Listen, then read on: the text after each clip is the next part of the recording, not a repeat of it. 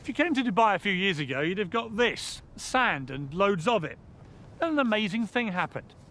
Fantasy became reality, and in the space of just 20 years, Dubai turned from desert into a jaw-dropping oasis of stone, marble, concrete, glass and raw excitement. But the bolder and wackier the idea, the more likely it was to be accepted. Giant islands the shape of palms that could be seen from space. And soon there'll be the world's tallest skyscraper, a modern-day Tower of Babel that slices through the clouds at almost a kilometre above the ground. Dubai has become a centre of a modern-day gold rush. But the big question for Dubai is whether this great global credit crunch is going to bite here, and whether that will turn the Dubai dream into a nightmare.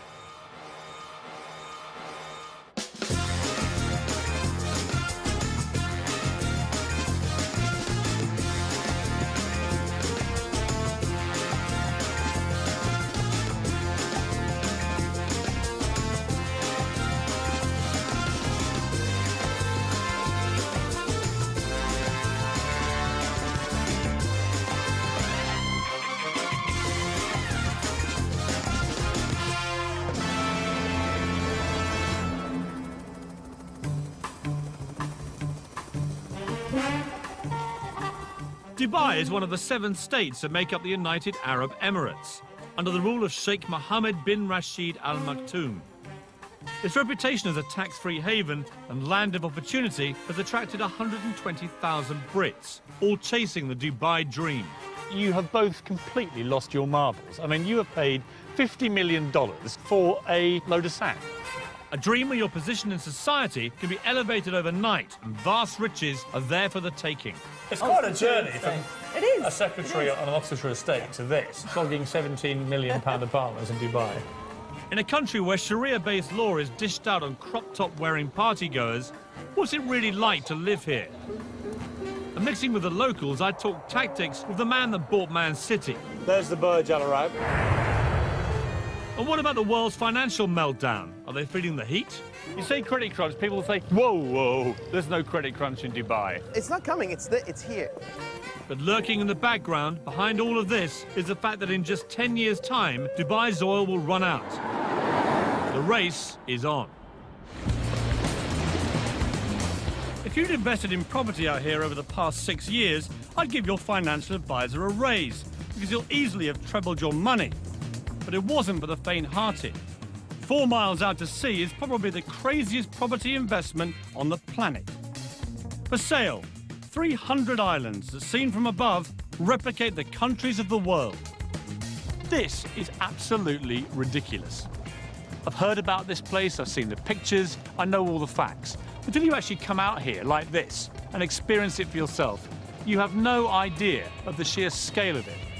320 million cubic metres of redistributed seabed later, Dubai has not just put itself on the map, but put the map on itself. I'm heading for Britain. Gentlemen, permission to come ashore. Permission granted. Thank you very much. Welcome aboard. Nice to see you. Welcome to the United Kingdom. Well, thank you very much. Let's head over to London, shall Why we? not? Ex-Londoners Safi Qurashi and Mustafa Nagri moved to Dubai 4 years ago. Between them, they've just bought England. Dare I ask how much you've paid for it? Topping over $50 million. You have both completely lost your marbles. I mean, you have paid $50 million for a load of sand. Yeah, it's one view. Tell me some of the stuff What you're are we going to do here? The idea very much is to have some luxury accommodation where you can bring your boat, park it right outside your villa, swimming pools, spas. How many are we talking about? You're talking in and around the 100 mark. Right. 100 villas over here. So you're living in your own private villa, surrounded by, you know, absolutely amazing shorelines, beaches. I mean, you and say views. that, but you're actually surrounded by the French over there and Well, the Germans over there. I mean, they are worryingly close, aren't they? You know, they have got closer, but luckily there's still a bit of sea between us. I'm imagining now these luxury villas here, and even if they went just for $5 million each, I've just worked out you'll make a profit of $450 million. But you have forgotten the cost of construction. Which is? We're still working on that one. Yeah, well, You're still making what I think they call in Balham a nice little earner, aren't you? well, Yeah, Yeah, I guess you could say we might be. I mean, that's a great story. Absolutely. Ballon boy buys Britain. Yeah, it's not bad, is it? Safi is a perfect example of the Dubai dream. 4 years ago, he arrived here skint, having lost everything in a failed internet firm. Now, thanks to a series of shrewd property deals, he's the King of England and looking to invade France. But how did this little-known desert outpost become such a magnet for investors and those in search of a better life in the sun? Dubai has done an incredibly good job at marketing itself, largely through what at the outset appear to be utterly ludicrous projects. Think Dubai and you think glamour, wealth, and a rich hedonistic playground. Hardly surprising then that back in Britain, wrapped under red tape and trapped under the dark grey skies, so many downtrodden wannabes think this place is utterly irresistible. Although Dubai is twice the size of London, the main action takes place in a frenzied 20-mile strip along the coast. The legendary Dubai Gold Rush can be traced back to 2001, when the law was changed to enable foreign nationals to own property. It coincided with the launch of the most famous of Dubai's artificial island projects, the Palm Jumeirah, which, because it's connected to the mainland, lured investors by the truckload. And my first impression is it's massively bigger than it seems from the sky. Apparently 4,000 properties were sold in the first 72 hours of the project being announced, before a brick had been laid. The weirdest thing about Palm Island is that 5 years ago, I'd have drowned by now because this was all water. Nothing quite prepares you for the sheer scale of their ideas. Palm Jumeirah is so huge, its central trunk supports 2 6-lane motorways. At the tip, 3 miles out, sits Dubai's latest 5-star hotel, the Atlantis, complete with an underwater lost city in a fish tank. The Beckhams acquired a place here, and Ashley Cole and Michael Owen followed suit, creating a Middle Eastern Wag-Sumer. It may look like Brookside on the beach, but having a Palm address is the ultimate status symbol. And living the dream on Frond D is Neil Petch. Neil came out here 14 years ago and now publishes the Dubai version of GQ magazine. Judging by his cars, a Bentley, a vintage Jaguar and a Ferrari, life is good. Okay, here we are, ladies. Throw in a Russian model wife and her glamorous friends, and I'd say Palm living is very good. How much have these properties been going up by in value? Well, about 4 villas on either side of me. No one lives there. People had them as an investment, and they're going up at such a rate that they don't actually need to rent it. I wish I were in that position. I mean, if you bought that one at the start, for example, what would you have paid?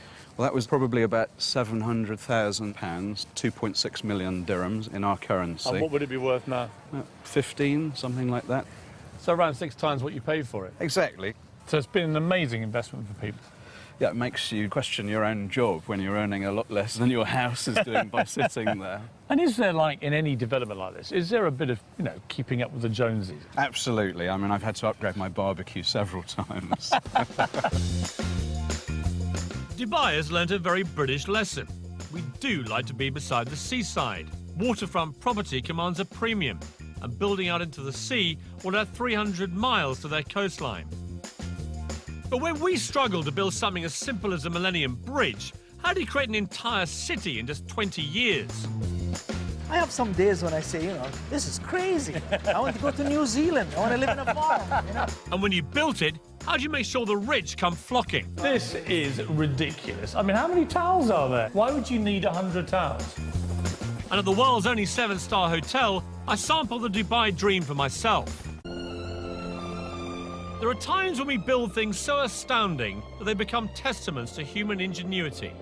The pyramids of Egypt, the Great Wall of China, and now, Dubai? Extravagance and Dubai go hand in hand, but this really does take the gold-plated biscuit. It's rumoured this 7-star hotel costs so much to build and run that it will never make a profit. But that's not the point. The Burj Al Arab is Dubai's Eiffel Tower, part of ruler Sheikh Mohammed's vision to put this place on the global map.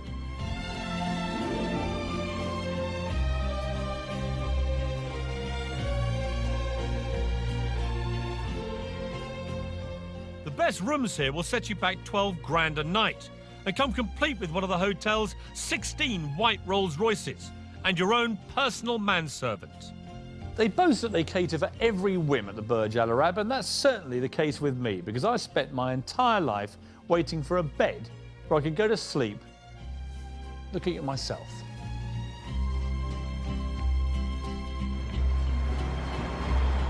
I'm here to meet builder Eddie Mitchell, who I last met at the height of the UK's property boom in Sandbanks, Dorset. Eddie was creating futuristic properties inspired by this hotel. He's been coming here on business for 5 years and is now a Gold Star guest, affording him extra special treatment. Watching you coming in, it was like watching a visit by the Queen. You know, it was like a cast of thousands offering you tea and dates and hand lotions. It's the same every time. My butler that I've had for 6 years, he meets us every time we come here. Whatever time of day, he's at the door. It's like coming home. So, Eddie, last time we met was in Sandbanks, Yeah. where the funny thing was there is that you produced properties like this, which are, you know, by any normal standard in Britain, completely barking mad, futuristic emporiums of glass and concrete and everything else. Out here, you're known as Mr. Boring, because, I mean, that is not even first base, is it? Not really, no, Piers. I mean, you must love it here. It's like a permanent building site. Yes, but probably the biggest building site in the world, and after 30 years of building, I just love it. You're like a pig in a sty, aren't you, Eddie? Yeah, definitely. For those who bought at the start in the Palm or the World or the Burj Dubai, how much money are people making? I'm sure people are making many millions. I mean, I heard of one Chelsea footballer who had a place on the Palm that he's never actually lived in. He paid £400,000 for it, and he's just sold it for £3.5 million. Yeah, that's what he would have paid 6 years ago. And he would now make £3.5 million? Yeah, definitely. Without setting foot in the place? Yeah. How have I missed out on this again? We should have came here 6 years ago. No, but you always seem to pop up in these places at the right time. I went to Sandbanks right at the peak. I've come to Dubai right at the peak. What I need to do with you, Eddie, is stick with you in the down times. Well, you can come on site and be a builder if you want, Piers. The great thing about Dubai is there's always a stunning new location to practice your golf.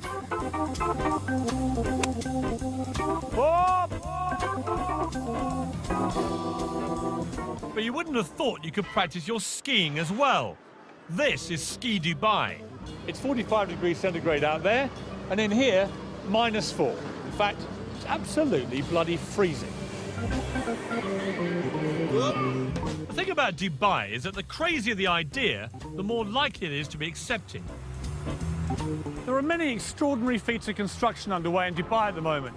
A few more remarkable than this. It's going to be the biggest theme park in the world.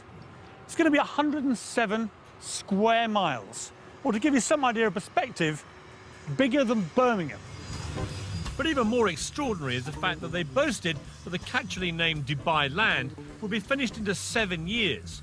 Achieve that in the current economic climate, and I'll eat my sunglasses. This is a model of what the theme park will look like, and quite frankly, it's one of the most breathtaking things I've seen in my entire life. There are going to be life-size replicas of the Taj Mahal, the Eiffel Tower, the Egyptian pyramids, even Big Ben and the Houses of Parliament. There's a Las Vegas-style strip, only it's 4 times as big as Vegas. There's only one word for this: bonkers. But in Dubai, biggest is best. This humongous fish tank is built inside the world's biggest shopping centre, next to, yes, you're way ahead of me, the world's biggest building. I've been to lots of tall places in my life. The Empire State Building, Eiffel Tower. I worked at Canary Wharf for 10 years. But I've never, ever seen anything quite like this. The Burj Dubai is already 720 metres tall, making it the highest building in the world. But the really scary thing is it's still growing. be the most unnecessary sign of all time. Please don't lean on the doors. The sheer bravado of this structure beggars belief. They're even adding a new story every 3 days. It's another part of Sheikh Mohammed's plan to make sure Dubai stands out. The final height is still top secret, but the ambition is to be almost double the height of the next tallest building on Earth. The Earth's vanishing. I've never been this high in my life anyway. Mr. Ali Alabar, the 5th most powerful man in Dubai, is chairman of Emaar, the government-backed construction company building the tower. So we're right in the middle here on floor 160. We're 611 meters up. Yeah. There's still, as I can see, I mean, there are 20, 30 floors more already under construction. Yeah. Does it wobble, this? I mean, does it move around? No, it doesn't move much. Do you know how far? I think if it moves maximum, probably move this much. Who's going to be here? I mean, who will be on these floors? I think indeed these are office floors. People have bought private apartments here too, right? Correct. Yes. What was the most expensive one, do you know? A whole floor could probably cost you about $45 million, a whole floor. Oh, bargain. Yeah, it's a bargain compared to London prices, of course. You know Sheikh Mohammed better than many people. How would you describe him? I've been with him 15 years, and there are times when his energy is so unbelievable. This building here, the first time we've designed it was 90-story, and the meeting was 1 minute. And His Highness said, no. I said, okay. So I did, I think, about 120. He said, no. So I just brought a chart of all the tall buildings in the world, and I put in this building. And he said, okay, how much taller than the tallest? I said, well, we're about 40% taller. He said, good, you go.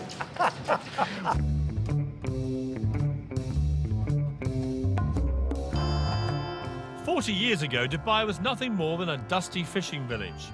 The then ruler, Sheikh Rashid, had a vision to transform it into a hub for the world, as a port and as a tax-free business centre.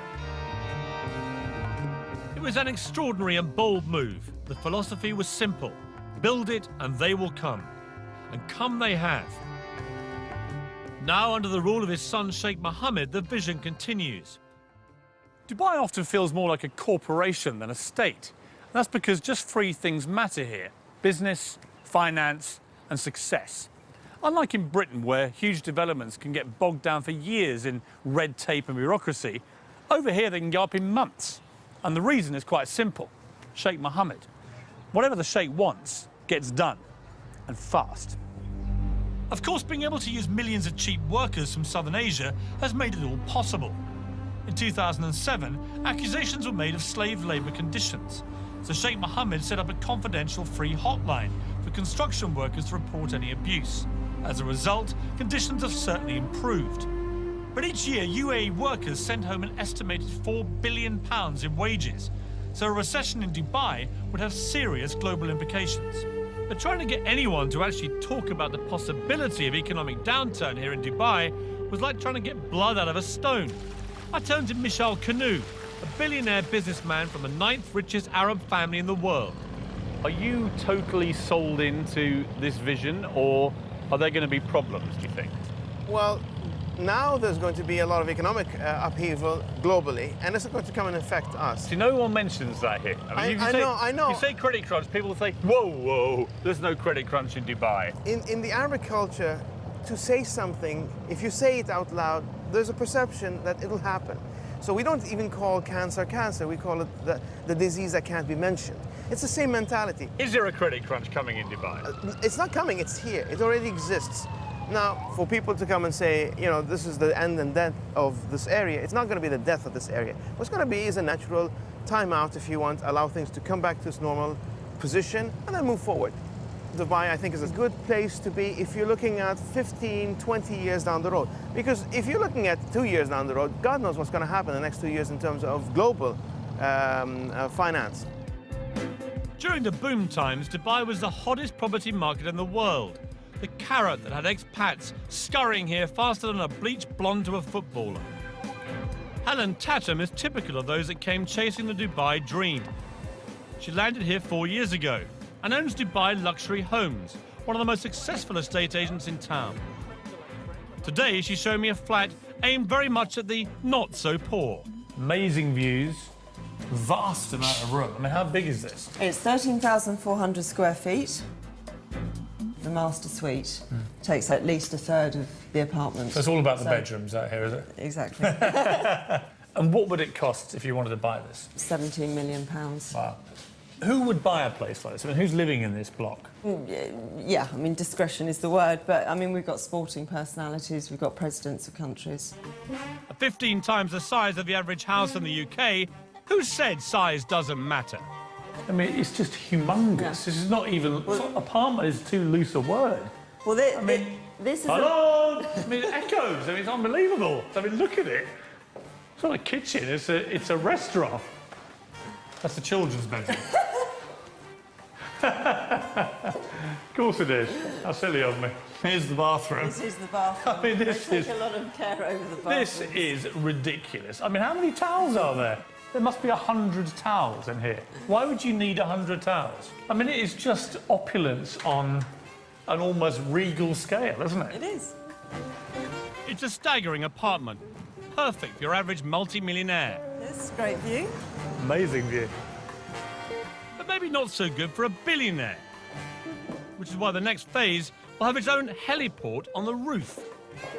That is going to be just going for a higher level altogether. That's going for your billionaires rather than just the millionaires. And it's going to have its own helipad, and you know, they're working on their own immigration so that you can just jet in and... Well, literally, so some Russian oligarch just Exactly. lands on the roof, and out come immigration That's right. officials. Yeah, Incredible. you've got them. What's a nice girl like you doing, flogging £17 million apartments in Dubai? I don't know, it just happened 4 years ago. Set up my own real estate company, and What were you doing back in Britain? I worked on the country estate in Oxfordshire. Doing what? Doing what? As the estate secretary. You're a secretary?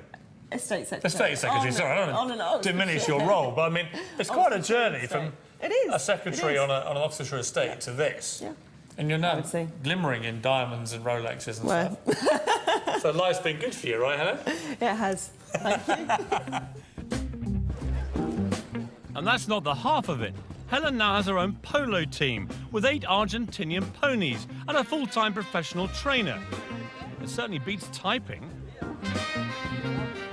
Friday is polo day here at Arabian Ranches. It's a bit of a fixture of the expat community, a chance to revel in the good life whilst catching a chukker and slithering up the social ladder.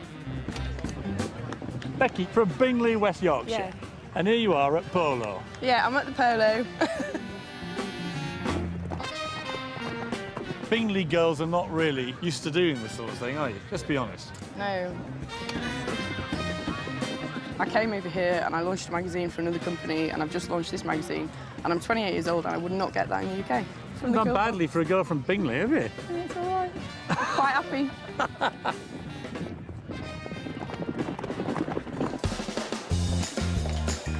It's easy to get drawn into the good life in Dubai. Like the buildings that are going up, somehow out here, your expectations are, well, just higher. But to live up to those expectations, you're going to have deep pockets, especially if you fancy a personalised number plate. I have the 93, And how much was that? $2 million. $2 million? And I'll find out what it's like to live where hedonistic Western playgrounds exist in a country governed by strict Muslim values. I wanted to get an Arab perspective on Dubai. Fortunately, the man that bought Manchester City, Dr. Suleiman Al Fahim, has a house here. He's made a fortune in property and is the Alan Sugar of Arabia, with his own apprentice-style TV show and even his own catchphrase. Impress me. When he said he'd show me around the city, I didn't realise he meant in his own private jet. He impressed me.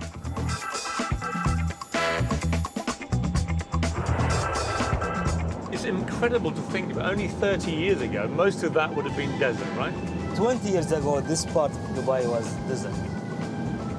There's the Burj Al Arab. It's become the symbol of Dubai. I mean, how much of this is ego? And are you all quite, you know, competitive people? Is it like, you built the biggest tower, I'm going to go and build a bigger one? It's not about the ego, it's about to show the capability. We want to show our royal family that we can do it. And what they're looking for is to build something unique, something extraordinary, And with this kind of development, we attract foreigners. I mean, how much money is there down there now, would you guess? The last number announced recently was around $300 billion. 300 billion US dollars, just swimming around below us. I was told your very first major project here, you made 150 million US dollars on that deal. Is that right? Yeah, that's right. And you cleaned up. I mean, you made 150 million bucks. The good thing, once I came with the... You're allowed to smile when I say that figure, by the way. I know to you it's not much money. To me, I mean, this is like unbelievable. What's it like being a billionaire? You look like you have a lot of fun. You're always smiling. Yeah, you really enjoy it. For us, we don't really enjoy with money and cash. We really enjoy with family. It's about more cultural friendship between the family relationship and the friend relationship. Now that's a family I'd like to get into. I wonder if he has any single female relatives. So we've seen the city from the air. Now it was time to see it at ground level, in the world's only Versace Lamborghini Murcielago. Dr. Suleiman paid $600,000 more than the standard car for this designer model to ensure he cuts a dash on Dubai's highways. The big thing in Dubai is about number plates, isn't it? Yeah, number plates is very important. Your one is 737. Is that a valuable one? Yes. But the 2 digits is more important. I have the 93. 93? I bought because that's the year of graduation of my wife. And how much was that? Today it's worth $2 million. $2 million? Yes. For 93? Somebody would pay you $2 million for that? Amazing. Thank goodness his wife didn't graduate in '83. Even he might have struggled to pay for that one. With such mind-boggling spending power on tap, it'll come as no surprise that all pockets are catered for. Shopping here at one of Dubai's super malls is a bit like being back at home, to be honest. Harvey Nicks behind me, a Lacoste over there, Starbucks, Zara.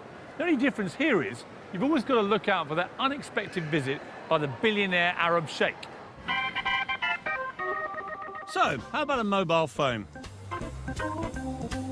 What do they cost? It will be 110. £110? Yes, £1,000. £110,000, I see.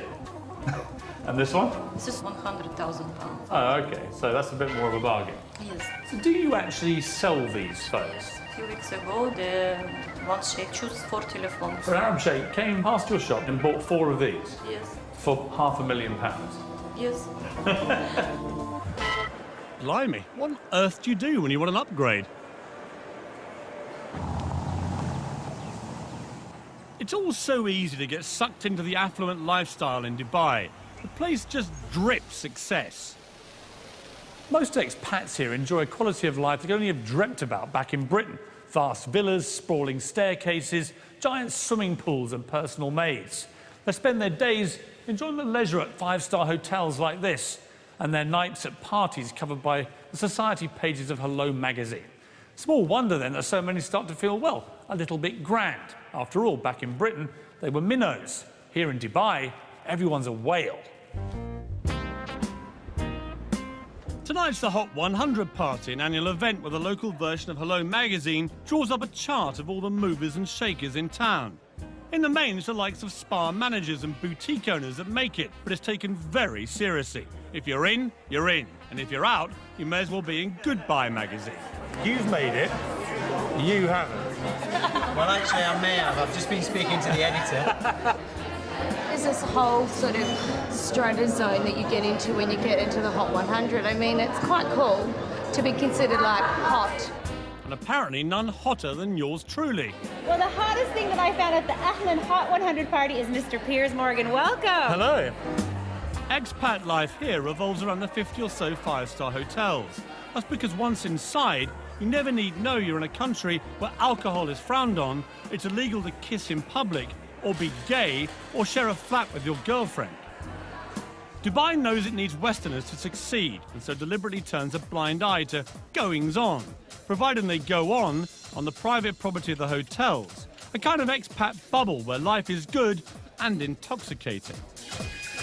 The Barasti Bar is a regular expat haunt.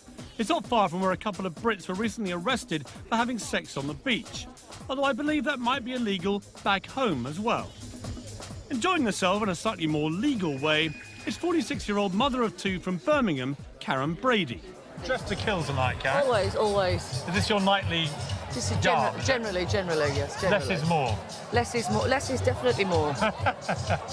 And what's it like? I mean, the nightlife here. Every single night you can party without fail. Come out here, party. It's like non-stop. And you get drunk? Frequently. And are you making loads of money here? Absolutely loads, millions. No, So you here, came loads for of the friends. money and the parties? Absolutely, yeah. In what order? Well, first money, then the party. And what's the man scene like here? I'm not looking for a man. I'm just here enjoying myself.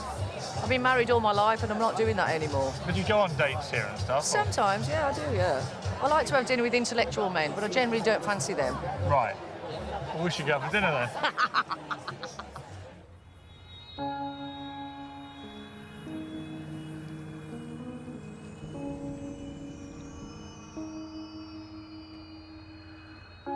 In the last year, 230 Brits have ended up in Dubai's prisons for a range of offences, from the normal, like drink driving, to the abnormal, like bouncing a cheque. If you are going to come out here, make sure you learn the law. For example, sex outside of marriage can get you a year in jail. Possession of over-the-counter drugs that contain codeine, 4 years. Even Harry Potter books were recently banned from schools because witchcraft is strictly illegal in Dubai. It's a difficult society to get your head around. On the one hand, a traditional autocratic leader uses strict Sharia-based law to rule with a rod of iron. On the other hand, in the five-star hotels, you can forget you're even in the Middle East. But the two cultures exist side by side in parallel universes, and except for at the shopping malls, rarely mix. Consequently, the expats live in fear of making a silly mistake or inadvertently breaking a law that could, with a swipe of the pen, see them deported. I drove into the desert with blogger and ex-journalist Alexander McNabb. He's been living out here for almost 20 years and has first-hand experience of what happens when the two cultures clash. It is. It's like being on the moon, isn't it? Amazing. When I first moved here, that was in the early 90s, I came out here running a magazine which was shut down because I criticised the wrong guy's computer. It was a computer review mag, and the computer didn't work.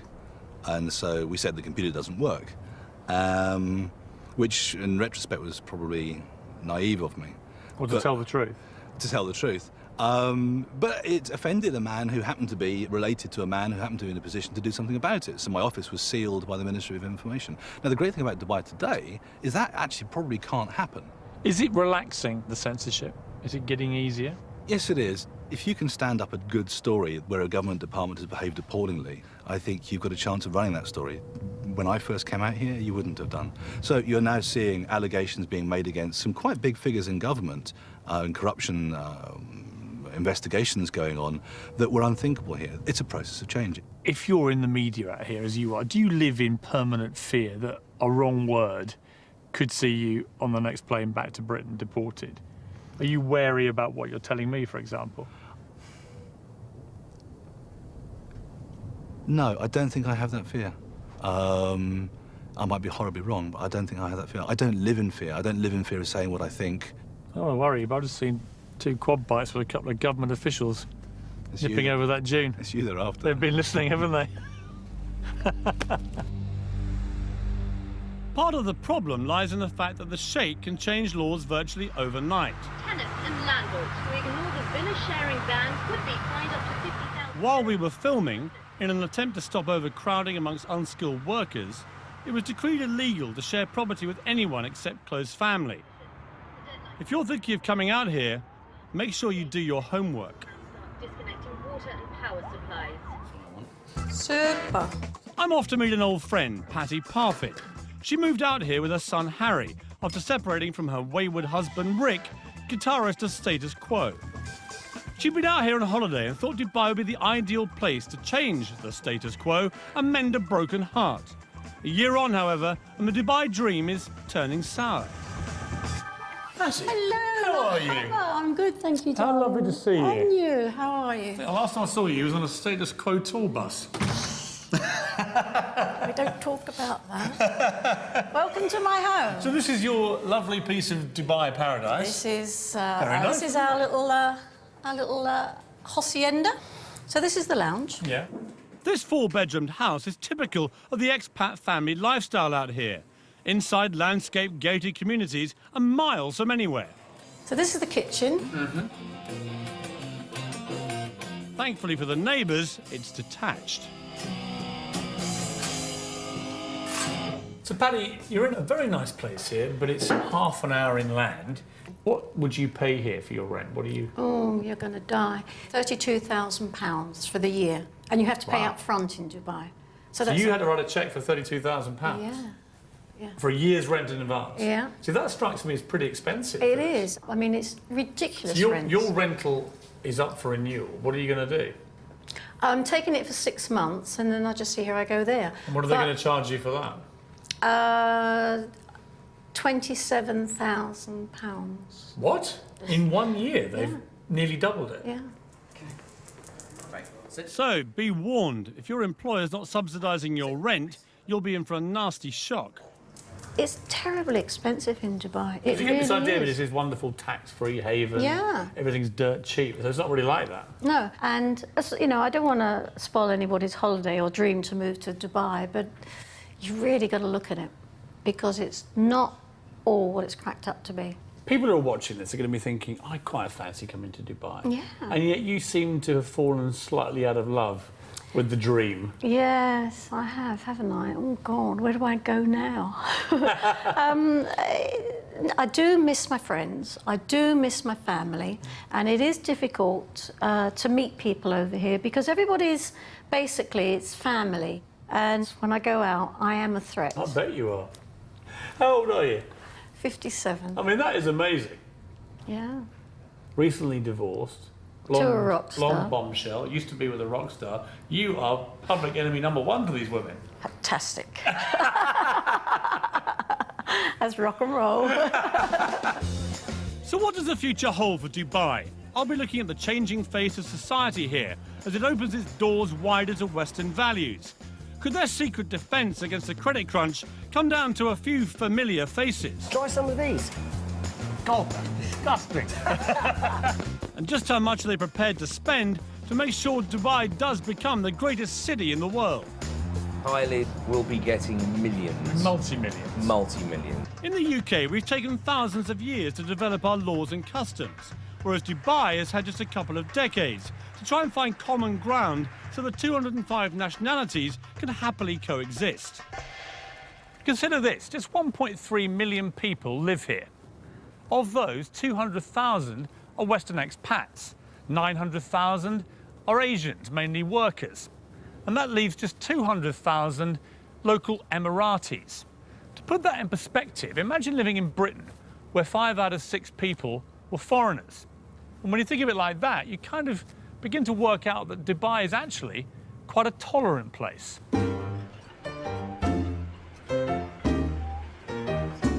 It's a sign of Dubai's willingness to welcome foreigners into its midst, to keep moving forward. And someone taking full advantage of that acceptance is Derek Khan. Oh, it's very good. Derek, a former fashion stylist to pop stars like Salt and Pepper and Snoop Dogg, is today better known as an ex-jewel thief. What happened, very stupidly, I pawned jewels. And of course, pawning, you don't pawn what is not yours. And I dug myself into a nightmarish hole. I would have to go take one piece of jewel, go to another company and lied, basically, to get another piece, and which I pawned, and it became a circle, a nightmare circle. And you got a 2-year prison sentence. Yes, I did. He served 2 years in a New York jail for his crimes, was kicked out of the US and settled here in Dubai, reinventing himself as, get this, a jewellery designer. There you are, a convicted thief, felon, for want of a better phrase. You're kicked out of America, and then Dubai, where you would imagine they're quite strict about that kind of thing, they welcome you in here. I was accepted into Dubai because I think I was very straightforward with what I had done. I was very straightforward in who I am, and they kind of saw what I can do. You're also fairly unique, Derek. I mean, there aren't many Dereks in Dubai that I've met. Not with this look, the whole thing, you know? Well, you'll be surprised. Dubai is just, you know, again... There are more of you out there? I hope not, but... Put it in, give me a little, exactly, a little swing. What I hear everywhere is that if you do this, you're out. If you do that, you'll be deported. So what I haven't found is any real evidence they actually do this. I mean, do people get chucked out of Dubai? Well, of course they do. You know people who've been deported? Well, no, I don't. That's the point. I mean, I don't know anyone who's been deported. But you know, the thing There seems to be a collective fear of being deported Well, you without see- any evidence well- anyone ever is. Well, listen, the collective fear works because guess what? I can open my car, and especially from New York City, I could never dare leave my computer in the car. I do it all the time. I leave my doors unlocked at home. You think that the rules are a small price to pay, really? For Oh, a very small price to pay. You know, it gives you that sense of security. And I couldn't be happier here. Right, beautiful, beautiful. Lovely. If Dubai is going to succeed, now more than ever it needs people.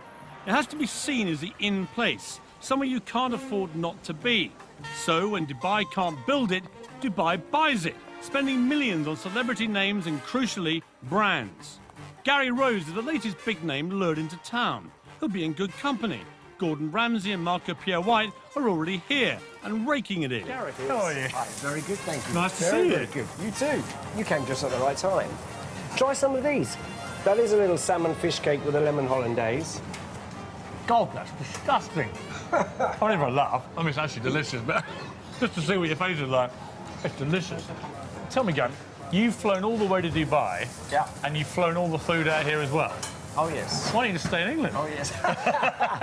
What? Well, it's 36 degrees outside and it's snowing in the UK. Where would you choose? You know, I just thought, no, you know, I want to spread the word about British cooking. But be honest, Gary, would you be out here if there wasn't a whacking great big Arabic check in it?